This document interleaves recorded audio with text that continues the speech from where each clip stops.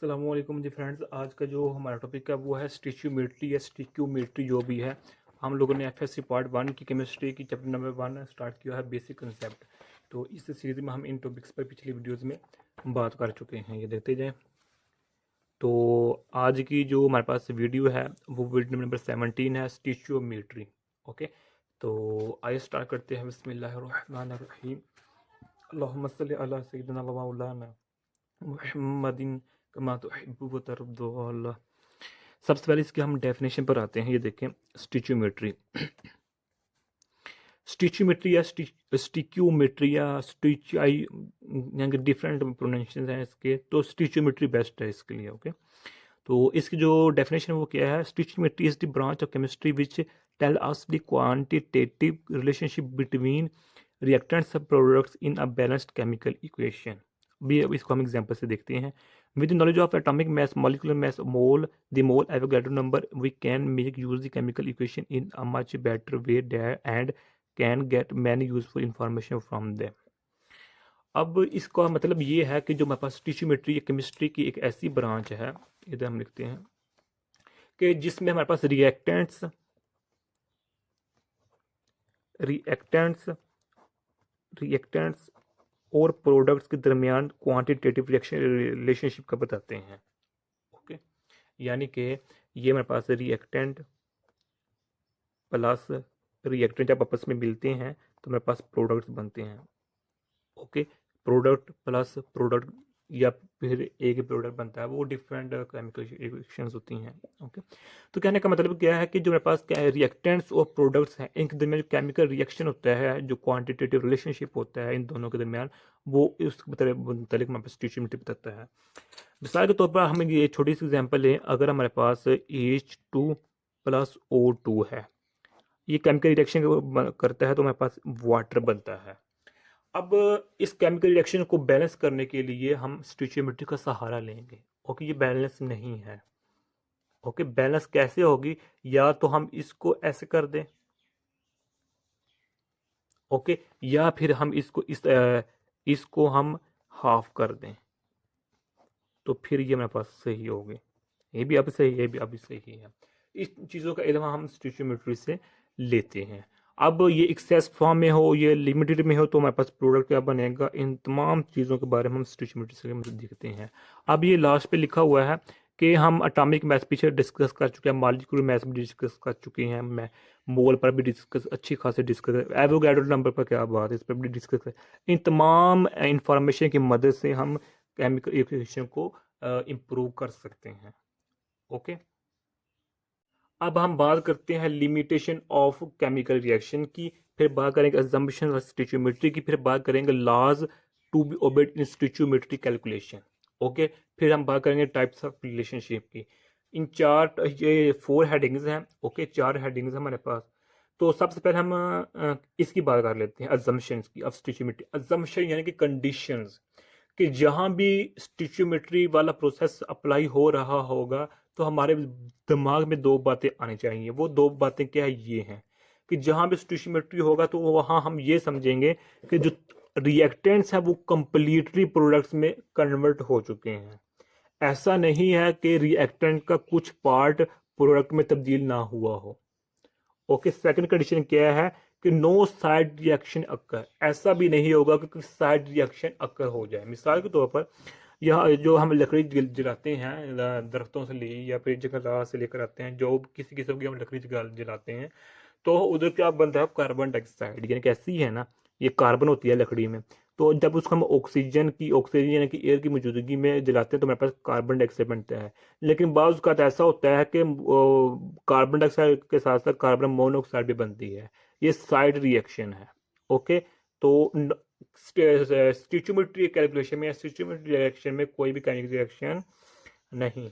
अब इसके लॉज की बात करते हैं, स्टिच्योमेट्री कैलकुलेशन की लॉज, के वाइल डूइंग स्टिच्योमेट्री, जब हम स्टिच्योमेट्री की कैलकुलेशन कर रहे होते हैं तो हमारे पास ये 2 लॉ अप्लाई होते हैं। पहला लॉ क्या है कि law of conservation of mass, यानी कि अगर हमने रिएक्टेंट्स में मैस लिया हुआ है 100 ग्राम, तो जो इसका प्रोडक्ट होगा वो भी 100 ग्राम ही होगा। यानी कि जिस तरह हम law of conservation of energy की बात करते हैं, law of conservation of heat की बात करते हैं कि हीट ना तबाह या कि चेंज हो सकती, यानी कि क्रिएट हो सकती है, ना ही डिस्ट्रॉय हो सकती है, बल्कि वो एक फॉर्म से दूसरी फॉर्म में कन्वर्ट हो सकती है। इसी तरह एनर्जी, तो इसी तरह मेरे पास मैथ्स का भी यही हिसाब किताब है। तो सेकंड लॉ हमारे पास क्या है, the law of definite proportion. अब इसके लॉ ऑफ डेफिनिट प्रोपोर्शन का मतलब, इसको हम एग्जांपल से देखते हैं। सल्लल्लाहु अलैहि मुहम्मद सल्लल्लाहु, ये देखिए हमारे पास वाटर है। ओके, तो वाटर की अगर हम निस्बत बनाएं, ये मेरे पास निस्बत है। हमारे पास वाटर में दो हैं मालिक्यूल, ऑक्सीजन इसका ग्राम, अच्छा हम हाइड्रोजन का जानते हैं कितना, 1.008 ग्राम है। ओके, तो इधर हमारे पास टू मालिक्यूल्स हैं, तो इधर में लिखेंगे 0.008। ओके, तो हमारे पास इसका 1 मोल है, तो इसका हमारे पास जो ऑक्सीजन का जो हमारे पास मैस है वो हमारे पास 16 है, तो हमारे पास 16 आएगा। इसको मैं मल्टीपल करूँ तो हमारे पास ये आ जाएगा। इसको मैं अप्रोक्सीमेटली, यानी कि अगर इसको मैं 2 से मल्टीपल करूँ तो मेरे पास इस कहाँ से ये बनेगा, लेकिन इसको मैं अप्रोक्सीमेटली 2 लिख रहा हूँ इधर, तो मेरे पास 16 होगा।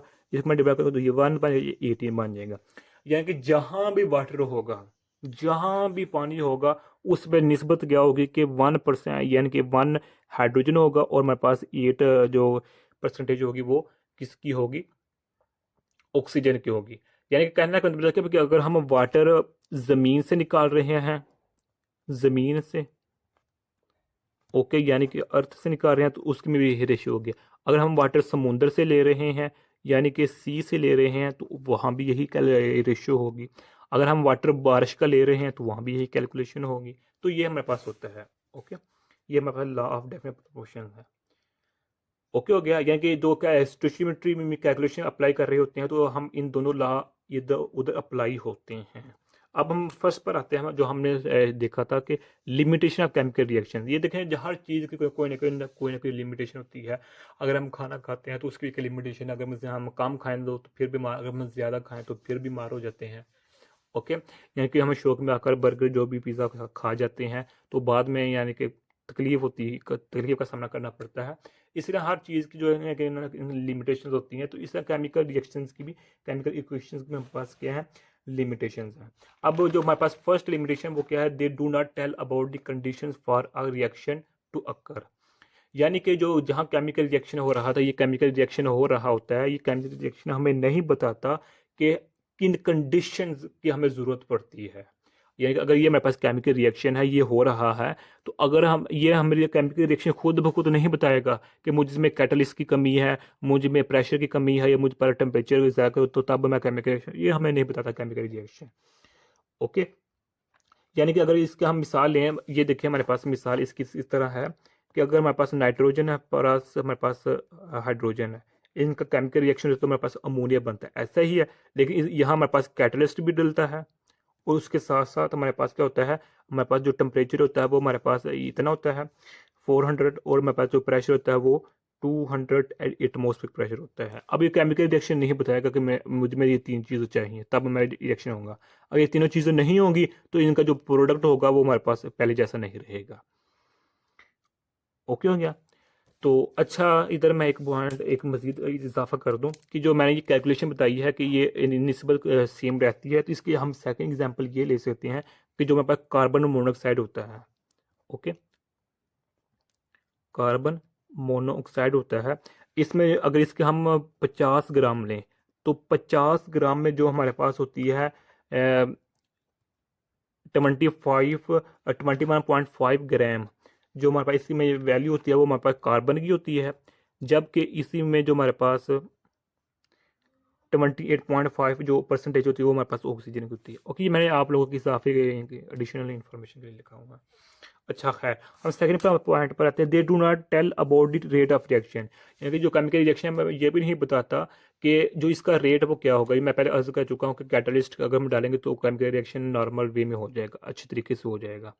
ओके, अगर कैटलिस्ट नहीं डालेंगे तो इसका रेट कम हो जाएगा, रिएक्शन अकर करने का कम हो जाएगा रेट। तो इसके बाद मतलब मैं बताता, chemical reaction can even be written to describe a chemical change that does not occur. Chemical equation can even be written to describe. अब इसका मतलब ये है कि कुछ हमारे पास केमिकल रिएक्शन ऐसे होते हैं जिनको हम इधर लिख लेते हैं, थ्योरी में लिख तो लिखते हैं, लेकिन हमारे पास प्रैक्टिकल फॉर्म में नहीं होते। ओके, इसकी अगर हम मिसाल लेना चाहें तो मिसाल में हम ये ले सकते हैं, हमारे पास क्लोरीन प्लस अल्लाह भला आप लोगों का, इधर हम सोडियम फ्लोरीन लेते हैं, तो इसका केमिकल रिएक्शन तो हमारे पास क्या बनता है, 2NaCl बनता है, या सोडियम क्लोराइड बनता है हमारे पास, ये F2 बन जाता है। ऐसी है, ये हम थ्योरी में तो लिख रहे थे लेकिन प्रैक्टिकल में ऐसा नहीं होता। ओके हो गया।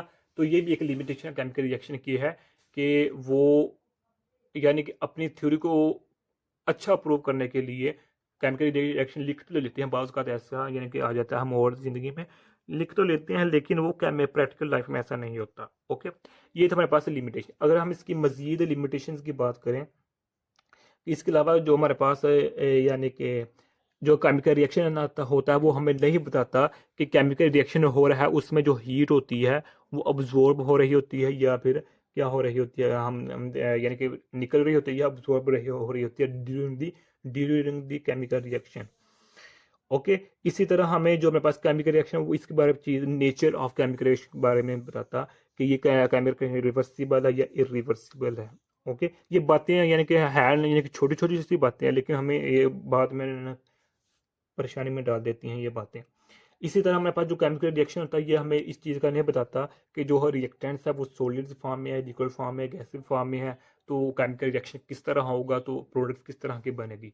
ओके, ये हमें इसकी ये भी लिमिटेशन ऑफ केमिकल रिएक्शन में आ जाती हैं।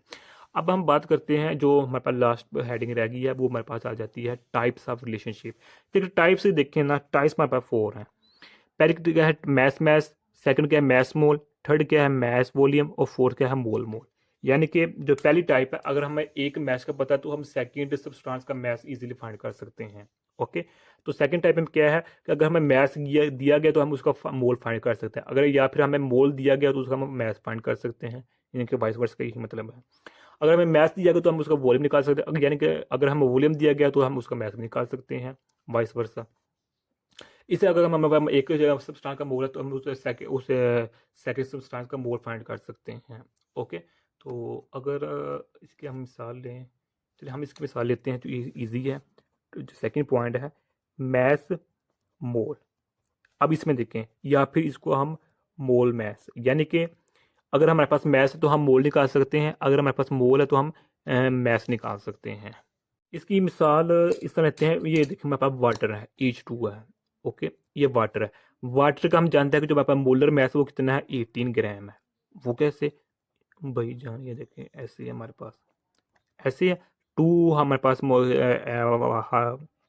हाइड्रोजन है, तो 1 ऑक्सीजन है, तो 2 है, तो हाइड्रोजन का हम जानते हैं मैथ हमारे पास ये है, तो 1 ऑक्सीजन का हम 16 है, तो इसको हम मल्टीप्लाई करेंगे तो हमारे पास ये वैल्यू आ जाएगी, तो ये हमारे पास 16, तो ये अप्रोक्सीमेटली 18 ग्राम हमारे पास मोलर मैस होता है किसका, वाटर का। तो अगर हमें कहा जाता है कि आपके पास वाटर का मैस 18 ही है, 18 ग्राम आपका मैस है वाटर का, तो इसका आपने निकालना है नंबर ऑफ मोल्स निकालने हैं। क्या निकालने हैं, मोल्स निकाल ऑफ H2O निकालने हैं। तो हम फार्मूला फाइंड अप्लाई करें, ये मेरे पास फार्मूला है। ओके, नंबर ये n number of moles mass है, ये मेरे पास मोलर मैस है, तो नंबर ऑफ मोल्स निकालने हैं हमने किसके, number of moles of H2 निकालने हैं, तो हमें मैस गिवन है, तो मोलर मैस हम पहले जानते हैं क्या, हम वो 18 है, तो 18 गया तो मेरे पास 1 मोल आ जाएगा। लो जी, ये एग्जाम्पल है इसकी। ओके, तो अगर इसी में इसी तरह हम एग्जाम्पल ये अच्छा एक और मिसाल ले लेते हैं।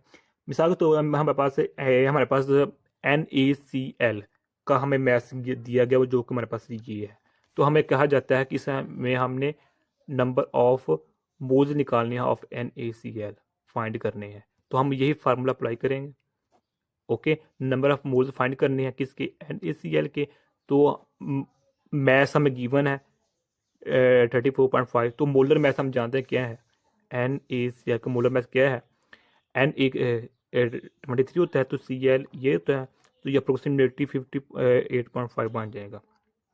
तो इसको हम इधर रखेंगे, तो ये हमारे पास मैस गिवन है ये वाला, तो इधर हम मोलर मैस रखेंगे 58.5, तो इसको हम मल्टीप्लाई करेंगे तो हमारे पास आंसर आ जाएगा।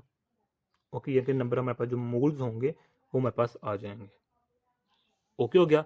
तो यही आज का हमारे पास सा टॉपिक था। मैं उम्मीद करता हूँ आप लोगों की इस वीडियो की समझ आ गई होगी। अगर आप लोगों ने अभी तक हमारा चैनल पाक एंड अकेडमी इसको सब्सक्राइब नहीं किया तो प्लीज़ सब्सक्राइब कर दीजिए। जज़ाकल्लाह खैर, अपनी दुआ में याद रखिएगा।